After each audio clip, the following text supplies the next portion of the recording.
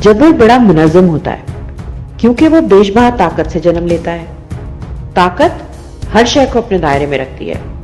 ताकत के पास वक्त, जगह, क्या, कितना, कैसा मुय्यन करने का इख्तियार होता है। उसके मुकाबले में मुज़ाहमत की शुरुआत बड़ी बेढंगी होती है। वो अपनी शक्लें अपनी समझ के मुताबिक ढालती है और समझ उसके पास बहुत थोड़ी होती है क्योंकि उसका जन्म मजबूरी से होता है, बेबसी से होता है। जब बच्चा भूख से बलक रहा हो और घर में उसको देने के लिए एक निवाला ना हो तो मजबूर बाप के हाथ में वो हथियार आता है जो वो अपने ही जैसे किसी दूसरे आदमी की पुश्त पर रखकर उसकी बेबसी से फायदा उठाता है। ये उसकी बगावत की इब्तिदा होती है। इस माशरे से जो उसे पेट भरकर रोटी तो नहीं देता मगर इक़दार की तवील फहरिस्त जरूर अटपा देता है। उस कानून से जो उसे जिंदा रहने का बुनियादी हक तो नहीं देता मगर उस पर कदगने बड़ी लगाता है।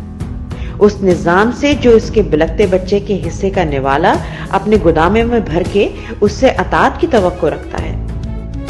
जब एक की मजबूरी दूसरे की बेबसी पर पलने लगती है तो वो गैस की ऐसी शक्ल धार लेती है कि जिसके सामने फिर न माशरती इक़दार ठहरते हैं, न कानून, न निजाम।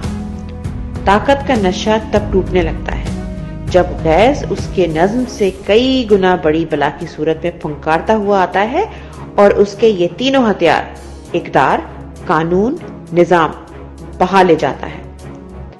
उसके बाद हर किसी के हाथ बिला तफरीक बर्बादी आती है। आज अगर किसी को अपनी ऊंची दीवारों से झांककर देखने की ज़हमत हो तो पाकिस्तान उसी नहज पर है जहां गैस की लहरें ताकत की बुनियादों के गिर्द घेरा डाल रही हैं। कोई बईद नहीं कि वो सब बहा ले जाएं, लेकिन अभी भी एक बंद उम्मीद का एक शख्स की सूरत एक आईनी दरवाजे के पीछे दो जानों बैठा है। मज़ाहमत तहरीक बनकर हमारी तश्कील नौ भी कर सकती है। मज़ाहमत खाना जंगी बनकर हमारी बर्बादी भी हो सकती है।